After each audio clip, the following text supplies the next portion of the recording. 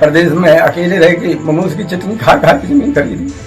सारो मान जेब लेके फरार हुई। 50,000 रुपया कैसे घर पर रखो तो दोबारा कैसे तो सब लेगी। लड़की लेगी 10 साल नहीं, हम किसी से नहीं करते हैं, किसी से नहीं बात करते हैं। लड़की दे दो, लड़की दे दो, आप अपने जाओ, मेरा मान जेबर दे दो। मान लो चलो कोई बात ना, मान लो हम प्रदेश थे, तुम्हारे दिमाग में आ गई, चलो घर।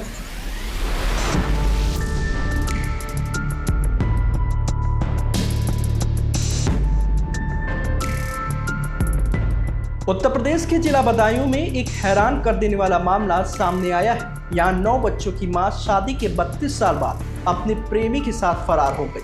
हैरान कर देने वाली बात यह है कि 9 बच्चों में 3 की शादी भी हो चुकी है। महिला अपने साथ एक 10 साल की बेटी भी ले गई। इतना ही नहीं, घर में रखे जेवर, नकदी और 4 बीघा जमीन के कागजात भी अपने साथ ले गई।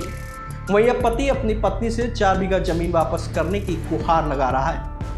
दरअसल ये मामला उसहद थाना क्षेत्र के खेड़ा जलालपुर का है। यहाँ का रहने वाला ओमपाल दिल्ली में नौकरी करता है। उसका परिवार गांव में ही रहता है। घर में उसकी 52 साल की पत्नी नीलम, 9 बच्चे और उनकी पत्नियां रहती हैं, जिनमें 3 बच्चों की शादी हो चुकी है। एक बार नीलम नौगवान नसीरपुर गांव में एक शादी में गई थी, जहां उसकी मुलाकात पप्पू यादव से, जिसके बाद दोनों के बीच नज़दीकियां बढ़ने लगी और दोनों घंटों फोन पर बात करने लगे।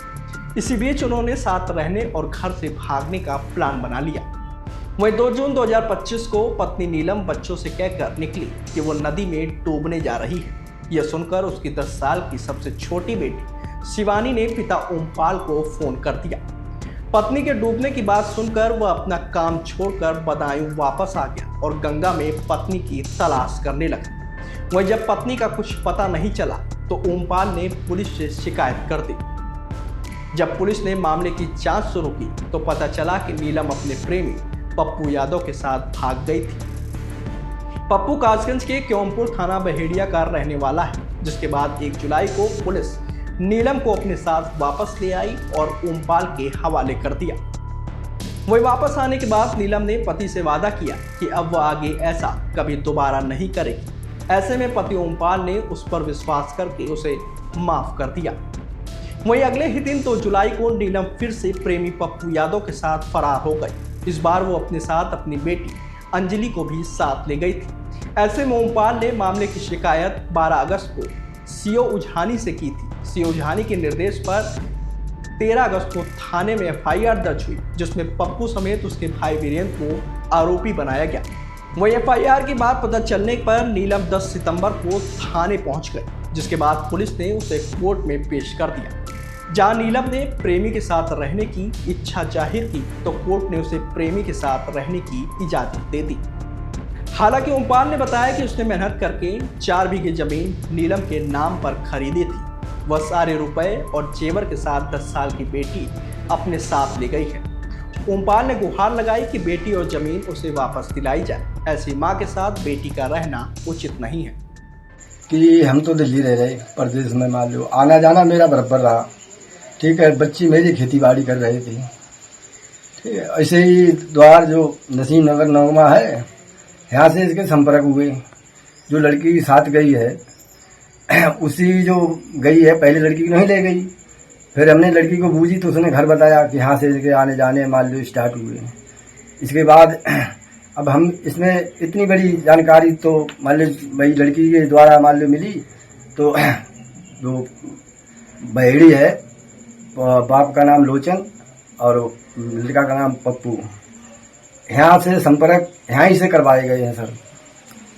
और उसके बाद अब हम यहाँ आए, अब हम यहाँ रहे। मान लो जब इसकी बात करी गई तो मेरा लड़का 21 साल का वो इसी चक्कर में ख़त्म किया, उसे ब्लैकमेल किया, किसी ने क्या किया, हमें बाद की जानकारी मिली। एक लड़का मेरा डेट कर गया।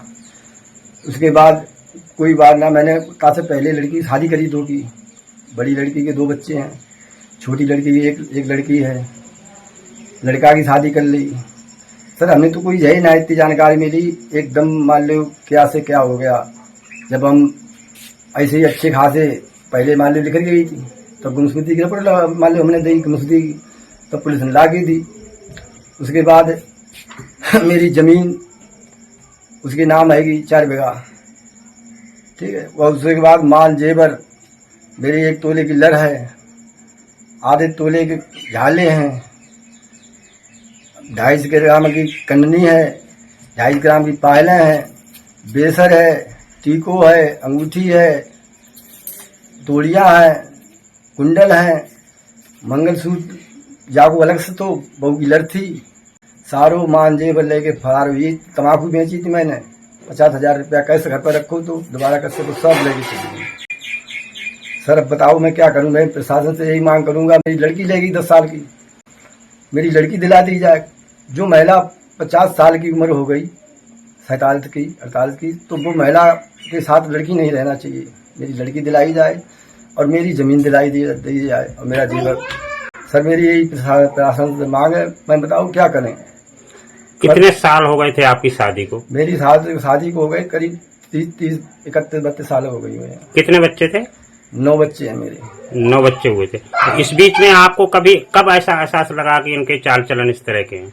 हमें तो लास्ट में पता लगा, करीब 2 महीना 3 महीना पहले पता लगा। ठीक है, मान लीजिए फोन पे मान लो बातचीत कर रही हैं। ठीक है, मैंने समझाने का प्रयास किया तो नहीं हम किसी से नहीं करते हैं, किसी से नहीं बात करते हैं, कि वो अम्मा से करते हैं कि ऐसे करते हैं।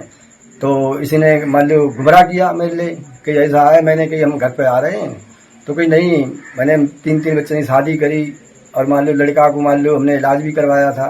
उसने ये कहा ना मैं लड़की दूंगा ना खेती दूंगा, ये कहा मैंने। तो हमने कि ऐसा है, मेरी खेती दे दो, लड़की दे दो, आप अपने जाओ और मेरा माल जेवर दे दो। तो कि नहीं मैं कुछ नहीं दूंगा। उसी के पक्ष में बयान करे और चलिए। हम यही चाहते हैं अपने साथ रहो, जो हो गया सो हो गया सर।